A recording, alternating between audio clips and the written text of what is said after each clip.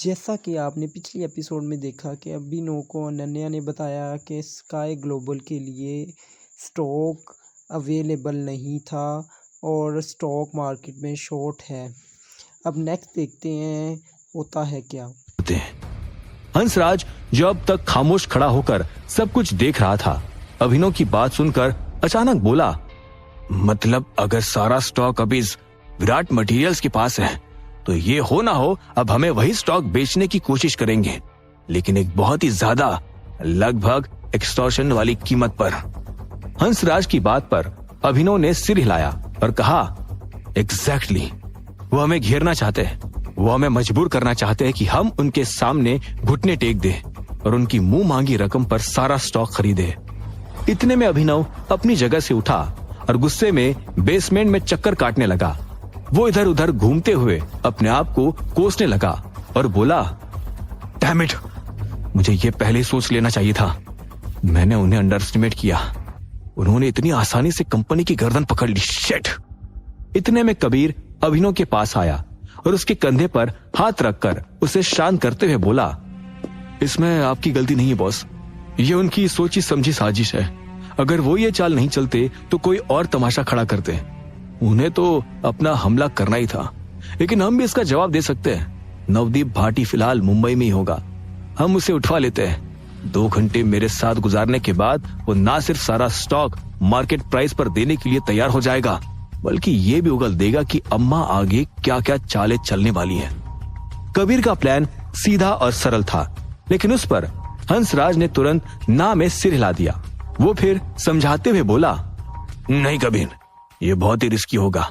नवदीप इस खेल का सिर्फ एक मोहरा है, उसे आगे करके पीछे असली खिलाड़ी खेल खेल रहा है, अधिराज, पुखराज और ऋषिराज। ऐसे में ना तो नवदीप को कुछ खास पता होगा और ना ही उसके पास खुद से स्टॉक बेचने जितनी अथॉरिटी होगी। हम उसे किडनैप करेंगे तो वो तीनों भाई सीईओ की कुर्सी पर किसी दूसरे को बकरा बनाकर बैठा देंगे। तो फिर हम क्या करें, उनसे बात करके देखें? कबीर ने फिर से सुझाव दिया।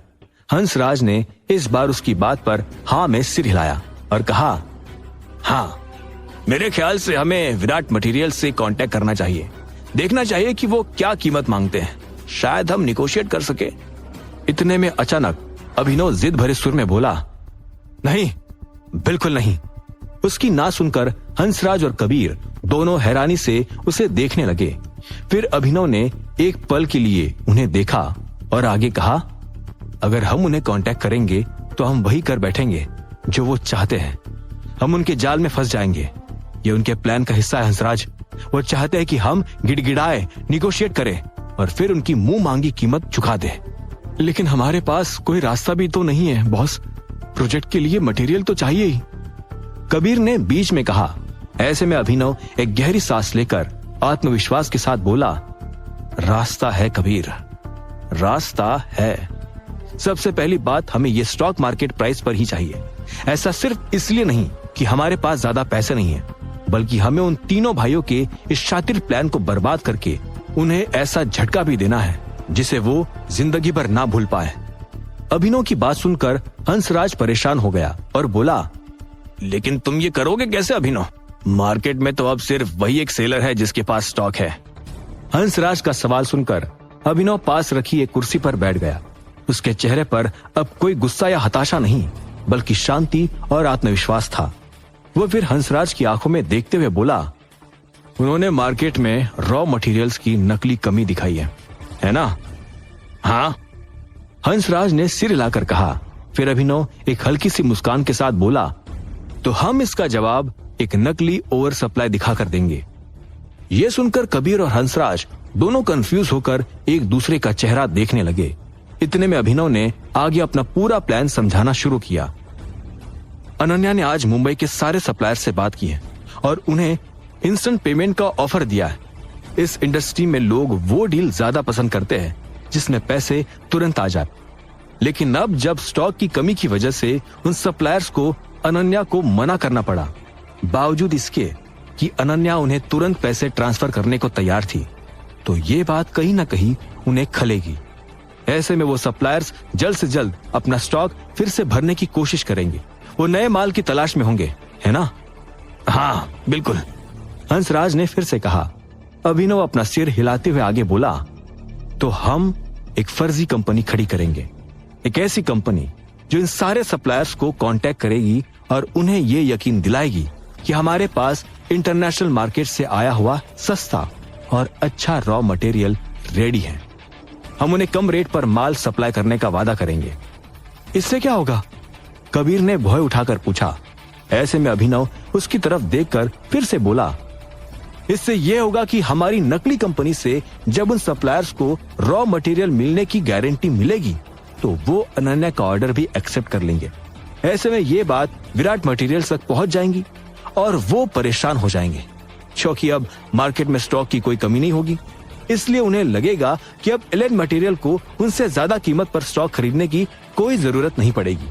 उन्हें डर लगेगा कि अगर उन्होंने अपना खरीदा हुआ माल जल्दी नहीं बेचा तो रॉ मटेरियल की कीमतें गिर जाएंगी और उनकी 3000 करोड़ की इन्वेस्टमेंट मिट्टी में मिल जाएगी। फिर हड़बड़ी में विराट मटेरियल्स वाले अपने खरीदे हुए स्टॉक से जल्द छुटकारा पाना चाहेंगे और उसे थोड़े नुकसान में भी बेचने को तैयार हो जाएंगे, ताकि वो अपने पैसों को पूरी तरह से डूबने से बचा सके। ये सुनकर हंसराज की आंखें अब चमकने लगी थी। उसे धीरे धीरे अभिनव का प्लान समझ में आ रहा था। ऐसे में हंसराज उत्साहित होते हुए बोला, और तभी तुम्हारी फर्जी कंपनी फिर से मार्केट में आएगी और विराट मटेरियल से उनका सारा स्टॉक सस्ते दाम पर खरीद लेगी, है ना? इस बात पर अभिनव ने ना में सिर हिलाया और मुस्कुराते हुए कहा, नहीं, यह प्लान में एक और ट्विस्ट है। हमारी फर्जी कंपनी विराट मटेरियल से कुछ नहीं खरीदेगी, बल्कि वो मुंबई के सारे सप्लायर्स को दिए हुए अपने सप्लाई ऑर्डर्स कैंसिल कर देगी। क्या? कबीर और हंसराज एक साथ हैरान होकर बोले। इधर अभिनव ने हाँ में सिर हिलाया और फिर कहा, हाँ, अब सोचो, मुंबई के सप्लायर्स एलेन मटेरियल से ऑर्डर ले चुके हैं, लेकिन हमारी फर्जी कंपनी से माल ना मिलने की वजह से अब उनके पास सप्लाई करने के लिए कुछ भी नहीं है। वो फंस जाएंगे और तब अपनी इज्जत बचाने के लिए उनके पास सिर्फ एक ही रास्ता होगा, यानी विराट मटेरियल से अपना पुराना स्टॉक खरीदना, ताकि वो हमारी एलेन मटेरियल्स को सप्लाई कर सके। और विराट मटेरियल्स तो पहले ही हमारी फर्जी कंपनी की फर्जी सप्लाई से डर चुके हैं, इसीलिए वो अपना माल खुशी खुशी शायद मार्केट प्राइस पर ही बेच देंगे, क्योंकि उन्हें लगेगा कि डूबते हुए जहाज से जो मिल जाए वही बहुत है। अभिनव की बात खत्म होते ही बेसमेंट में एक गहरा सन्नाटा छा गया। हंसराज और कबीर दोनों अभिनव को ऐसे घूर रहे थे जैसे उन्होंने कोई भूत देख लिया हो। ये प्लान नहीं था, ये एक जाल था, एक ऐसा जाल जिसके ऊपर एक और जाल बिछाया गया था। ये शतरंज की एक ऐसी चाल थी जिसकी अम्मा जी ने कभी कल्पना नहीं की होगी। वाह, मानना पड़ेगा टाइगर, दिमाग तो तुम्हारे पास तुम्हारे बाप से भी ज्यादा तेज है। हंसराज ने अपना सिर पकड़ते हुए कहा। उसे एक पल के लिए यकीन नहीं हुआ कि किसी इंसान का दिमाग इतनी तेज चल सकता था। इतने में अभिनव मुस्कुराते हुए अपनी कुर्सी से उठा और फिर गहरी सांस लेकर बोला, तो अब हम इस प्लान को अंजाम दे सकते हैं, या आप लोगों के अब भी कोई डाउट्स हैं? नहीं नहीं, सब कुछ क्रिस्टल क्लियर है। मैं अभी एक फर्जी कंपनी का इंतजाम करता हूँ। हंसराज ने जोश में आते हुए कहा और वो भी अपनी कुर्सी से खड़ा हो गया। इतने में अभिनव उसे रोकते हुए अचानक बोला, एक मिनट, नई कंपनी रजिस्टर मत करना। विराट मटेरियल्स भी नई है। अगर एक और नई कंपनी मार्केट में आई तो उन्हें शक हो सकता है।